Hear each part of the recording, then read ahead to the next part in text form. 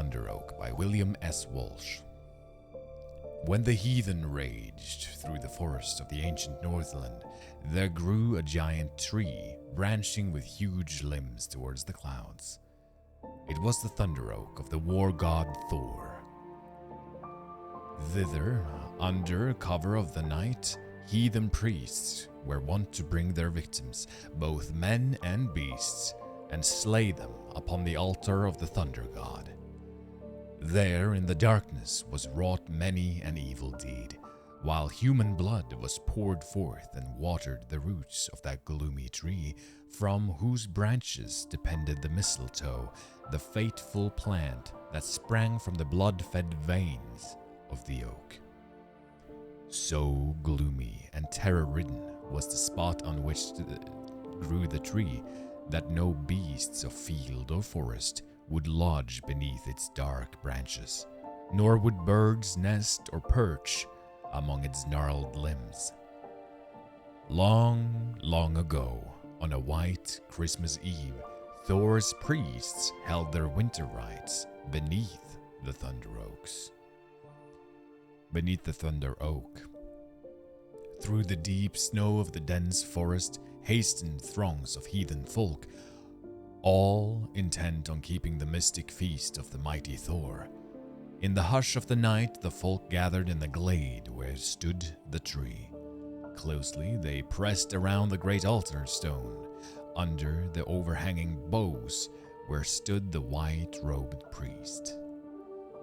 Clearly shone the moonlight on all. Then, from the altar flashed upwards the sacrificial flames, casting their lurid glow on the straining faces of the human victims, awaiting the blow of the priest's knife. But the knife never fell, for from the silent avenues of the dark forest came the good Saint Winfred and his people. Swiftly the saint drew from his girdle a shining axe. Fiercely he smote the Thunder Oak, hewing a deep gash in its trunk. And while the heathen folk gazed in horror and wonder, the bright blade of the axe circled faster and faster around Saint Winfred's head, and the flakes of wood flew far and wide from the deepening cut in the body of the tree. Suddenly there was heard overhead. Suddenly there was heard overhead the sound of a mighty, rushing wind. A whirling blast struck the tree. It gripped the oak from its foundations. Backwards it fell like a tower, groaning as it split into 4 pieces. But just behind it, unharmed by the ruins, stood a young fir tree, pointing its green spire to heaven. Saint Winfred dropped his axe and turned to speak to the people.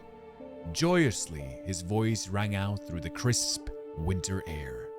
"This little tree, a young child of the forest, shall be your holy tree tonight. It is the tree of peace, for your houses are built of fir. It is the sign of endless life, for its leaves are forever green. See how it points upwards to heaven. Let this be called the tree of the Christ child. Gather about it, not in the wildwood, but in your own homes. There it will shelter no deeds of blood, but loving gifts and rites of kindness. So shall the peace of the white Christ reign in your hearts." And with song of joy, the multitude of heathen folk took up the little fir tree and bore it to the house of their chief. And there, with good will and peace, they kept the holy Christmastide. Beautiful. Perfect for I'm going out to buy a tree today as well. So there we go, guys. Thank you so much for